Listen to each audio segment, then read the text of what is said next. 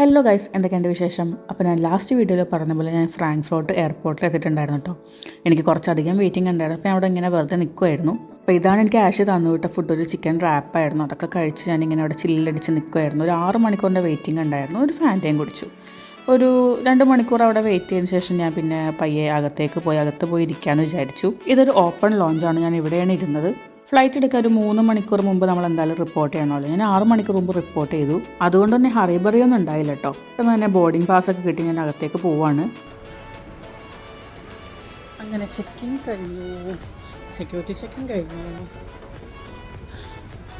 എല്ലാം കിട്ടി, boarding pass കിട്ടി. ഇനി നേരെ ഗേറ്റിലേക്ക് പോകും. അങ്ങനെ ഗേറ്റിലേക്ക് പോകുന്ന വഴിയുള്ള ഡ്യൂട്ടി ഫ്രീ ആണിത്. അത്യാവശ്യം നല്ല വലിയൊരു ഡ്യൂട്ടി ഫ്രീ തന്നെയാണ് കേട്ടോ ഫ്രാങ്ക്ഫർട്ട് എയർപോർട്ടിൽ. എയർപോർട്ടും വലുതാണ്, ഡ്യൂട്ടി ഫ്രീയും വലുതാണ്. ഇവിടെ നിന്ന് എനിക്കൊന്നും മേടിക്കാനുള്ള പ്ലാനൊന്നും ഉണ്ടായില്ല. അപ്പോൾ അധികം ആൾക്കാർ വരുന്നതിന് മുമ്പ് വെറുതെ ഗേറ്റിൻ്റെ അവിടെ പോയി ഇരിക്കാമെന്ന് വിചാരിച്ചു. കുറച്ചധികം നടക്കാനുണ്ടാവുമല്ലോ. അങ്ങനെ നടന്ന് ഞാൻ ഒരു വഴിയായി. എന്നാലും ഒരുപാട് നടക്കാനുണ്ടായില്ല, എന്നാലും ഉണ്ടായിരുന്നു. അങ്ങനെ B44 ഞാൻ പിന്നെ പോയി വെയിറ്റ് ചെയ്യാൻ തുടങ്ങി.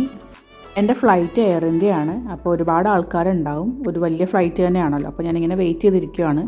സാധാരണ എപ്പോൾ പോയാലും കുറേ മലയാളികളെ കാണാറുണ്ട്. പക്ഷേ ഇത്തവണ ഒരുപാട് ഹിന്ദിക്കാരായിരുന്നു എൻ്റെ കൂടെ ഉണ്ടായിരുന്നത്. മലയാളികളുണ്ടായിരുന്നു കേട്ടോ. പിന്നെ ക്യൂ ഒക്കെ വന്നു. എൻ്റെ സീറ്റ് ഇത്തവണ ബാക്കിലായിരുന്നു. എനിക്ക് ഉറപ്പായിരുന്നു അതൊരു വിൻഡോ സീറ്റ് അല്ലായിരിക്കും എന്നുള്ളത്. അറ്റത്തായിട്ടുള്ളൊരു സീറ്റായിരുന്നു കേട്ടോ. പക്ഷേ വലിയ കുഴപ്പമൊന്നും ഉണ്ടായില്ല. അധികം വീഡിയോസൊന്നും എടുക്കാൻ പറ്റില്ലെന്നുള്ളൂ. അപ്പോൾ എനിക്ക് സീറ്റൊക്കെ കിട്ടി. ഞാൻ അവിടെ പോയി ഇരുന്നു, സെറ്റിൽ ഡൗൺ ആയി. എൻ്റെ ബാഗൊക്കെ എടുത്ത് മേളിൽ വെച്ചു. സീറ്റ് ബെൽറ്റൊക്കെ ഇട്ട് നല്ല കുട്ടിയായിട്ട് ഇരിക്കുകയാണ്. ഫ്ലൈറ്റ് കയറിയപ്പോൾ തന്നെ ഞാൻ ഷോക്കാണ്. എയർ ഇന്ത്യ ഇപ്പോൾ വിസ്താര ടേക്ക് ഓവർ ചെയ്തോന്നുള്ളൊരു ഇതിലായിരുന്നു ഞാൻ. ആദ്യമായിട്ടാണ് ഞാൻ എയർ ഇന്ത്യയിൽ കയറിയിട്ട് ഇങ്ങനെ TV ഒക്കെ കാണുന്നത്, ഒരു ഫിലിമൊക്കെ കാണുന്നത്. സാധാരണ എപ്പോഴും വെറുതെ ഡെമ്മി ആയിട്ട് വെച്ചിട്ടുണ്ടാവുള്ളൂ. ഞാൻ ആദ്യം കോഫി വിത്ത് കരൺ കണ്ടുകൊണ്ടിരിക്കുകയാണ്. അപ്പോഴേക്കും ഇങ്ങനെ നമുക്ക് ഫ്ലൈറ്റ് അനൗൺസ്മെൻ്റ് ഒക്കെ വന്നു. हमारा दिल्ली तक का उड़ान समय 7 घंटा और 15 मिनट रहेगा। कप्तान अजीत सरोहा कमान में है और फ्लाइट डेक में उनके साथ फर्स्ट ऑफिसर रिक रॉड्रिक्स है। मेरा नाम सिमरन है और मैं आपकी कैबिन. എൻ്റെ ഫ്ലൈറ്റ് 8 മണിക്കായിരുന്നു. പക്ഷേ 1 മണിക്കൂർ 20 മിനിറ്റും ഫ്ലൈറ്റ് വൈകിക്കൊണ്ട് അവരൊരു ബിസ്ക്കറ്റൊക്കെ തന്നിരുന്നു. ഇടയ്ക്കിടയ്ക്ക് ഇത് ചെക്ക് ചെയ്യലായിരുന്നു എൻ്റെ ഒരു പരിപാടി. എപ്പോൾ എത്തും നോക്കിക്കൊണ്ടിരിക്കുകയായിരുന്നു. അതിനിടയ്ക്ക് മീൽസ് വന്നു. അത് കഴിച്ചു. ഒരു മണിക്കൂർ കഴിഞ്ഞപ്പോൾ തന്നെ നമുക്ക് ഫുഡൊക്കെ കിട്ടിയിട്ടുണ്ടായിരുന്നു കേട്ടോ. അപ്പോഴേക്കും ഞാൻ ചെറുതായിട്ടൊന്ന് ഉറങ്ങി. ഒരു അരമണിക്കൂറൊക്കെ ഒന്ന് ജസ്റ്റ് ഉറങ്ങി. പിന്നെ ഫുഡ് വരുന്ന ഒരു സൗണ്ടും ഒക്കെ ഇങ്ങനെ കേട്ടപ്പോഴാണ് ഞാൻ പിന്നെ എണീക്കുന്നത്. വലിയ കുഴപ്പമുണ്ടായില്ല, പക്ഷെ അത്ര ഗുഡ് അല്ലാത്തൊരു എക്സ്പീരിയൻസ് ആയിരുന്നു ഫുഡ്. പിന്നെ ഞാനിങ്ങനെ ഫന കണ്ടുകൊണ്ടിരിക്കുകയാണ്. എനിക്ക് കുറച്ച് നാളത്തെ ഫന കാണുന്നുണ്ടായിരുന്നു. അതിൻ്റെ ഇടയ്ക്ക് ഞാൻ ടൈം ചെക്ക് ചെയ്യുന്നുണ്ട്. മുടി ഇങ്ങനെ കെട്ടി വെച്ച് തലവേദന എടുക്കാൻ തുടങ്ങി. അപ്പോൾ ഞാൻ അതൊക്കെ അഴിച്ചിട്ടു. വീണ്ടും ഇങ്ങനെ ഗ്ലോബ് കാണുക, എപ്പോൾ എത്തുന്നു നോക്കുക, ഇപ്പോൾ എവിടെ എത്തിയെന്ന് നോക്കുക, എത്ര ഡിസ്റ്റൻസിലാണെന്ന് നോക്കുക. ഇതൊക്കെ ആയിരുന്നു പരിപാടി. അത് കഴിഞ്ഞ് മോർണിംഗ് ആയപ്പോഴേക്കും ബ്രേക്ക്ഫാസ്റ്റ് വന്നത് ഞാൻ കഴിച്ചില്ല. ഒരു കോഫിയെ കുടിച്ചാൽ പിന്നെ അത് വേണ്ടായിരുന്നു എന്ന് എനിക്ക് തോന്നി. 7 മണിക്കൂർ 20 മിനിറ്റിൻ്റെ ഫ്ലൈറ്റ് ആയിരുന്നു എൻ്റെ. നൈറ്റ് ഫ്ലൈറ്റ് ആയതുകൊണ്ട് തന്നെ ഉറങ്ങാനൊക്കെ അത്യാവശ്യം പറ്റിയിട്ടുണ്ടായിരുന്നു. നല്ലൊരു ജേർണി ആയിരുന്നു കേട്ടോ. വലിയ കുഴപ്പമൊന്നും ഉണ്ടായില്ല. ഓൾമോസ്റ്റ് നമ്മൾ ഡൽഹി എത്താറായി. ഫസ്റ്റ് ഫ്ലൈറ്റ് വന്നിട്ട് ഡൽഹിയിലേക്കായിരുന്നു, പിന്നെ അവിടെ നിന്ന് കൊച്ചിയിലേക്കും. അപ്പം നമ്മൾ ഇന്ത്യ ടച്ച് ചെയ്യാൻ പോവുകയാണ്.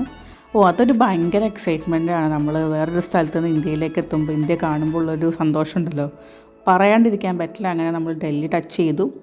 ഡൽഹി ഇന്ദിരാഗാന്ധി എയർപോർട്ടിലാണ് ഞാൻ വന്ന് ഇറങ്ങിയത്. ഈ ഒരു ബോർഡ് വെൽക്കം ടു ഇന്ത്യ, അതൊരു ഭയങ്കര വൈബാണ്. പിന്നെ എനിക്ക് ഈ ഡൽഹി എയർപോർട്ട് ഭയങ്കര ഇഷ്ടമാണ്. ഞാൻ ഒരു 3-4 പ്രാവശ്യം ഇതേ എയർപോർട്ട് തന്നെയാണ് വന്നിട്ടുള്ളത്. ഭയങ്കര എസ്തറ്റിക് ആയിട്ടുള്ള എയർപോർട്ടാണ്. പിന്നെ ഇവിടുത്തെ ഡ്യൂട്ടി ഫ്രീയിലേക്ക് കയറിയപ്പോൾ തന്നെ ഒരുപാട് കളക്ഷൻ ലിക്കേഴ്സൊക്കെ ഉണ്ടായിരുന്നു. പക്ഷേ എനിക്ക് ടക്കാമൊക്കെ വേണമായിരുന്നു, അതെനിക്ക് കിട്ടിയില്ല. പിന്നെ ബെൽറ്റ് 11 പോയി ലഗേജ് കളക്ട് ചെയ്തു. എൻ്റെ കൂടെ ഈ ഒരു പയ്യനുണ്ടായിരുന്നു കേട്ടോ, ബെർലിൻ. അവൻ്റെ പേര് ഞാൻ മറന്നുപോയി. അവനെയും കൂട്ടിയാണ് ഞങ്ങൾ അങ്ങോട്ടും ഇങ്ങോട്ടൊക്കെ പോയിക്കൊണ്ടിരുന്നത്. നമ്മൾ കമ്പനി ആയിട്ടുണ്ടായിരുന്നു. ഒരു ജർമ്മൻകാരിയായിട്ടും കമ്പനി ആയിട്ടുണ്ടായിരുന്നു.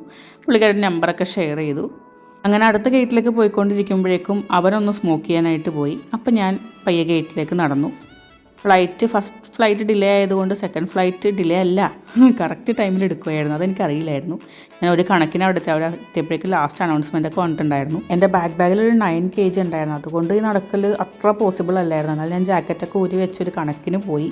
അതിൻ്റെ ഇടയ്ക്ക് അവരൊന്നും വന്നിട്ടില്ല കേട്ടോ. ഞാൻ അവനെയൊക്കെ വെയിറ്റ് ചെയ്യുന്നുണ്ടായിരുന്നു. ഈ ഫ്ലൈറ്റ് ഭയങ്കര ബോറായിരുന്നു.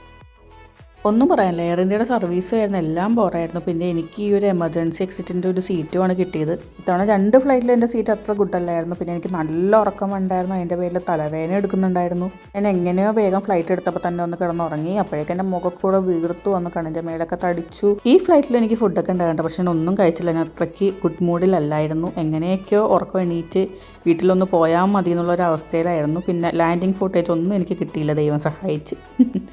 അങ്ങനെ ഞാൻ കൊച്ചി എത്തി ഗൈസ്. ഇതിൻ്റെ പുറത്ത് എന്നെ വെയിറ്റ് ചെയ്ത് എൻ്റെ ചേച്ചിയും ചേട്ടനും എൻ്റെ ഫ്രണ്ടും ഉണ്ട്. അത്തവണ ഞാൻ വെറുതെ ഒരു വെക്കേഷൻ എടുത്ത് വന്നാൽ കേട്ടോ. ഈ ജനുവരിയിൽ എൻ്റെ കല്യാണമാണ്. അപ്പോൾ അതിൻ്റെ വിശേഷങ്ങളൊക്കെ ആയിട്ട് അടുത്ത വീഡിയോയിൽ കാണാം. അപ്പോൾ bye guys, thank you for watching.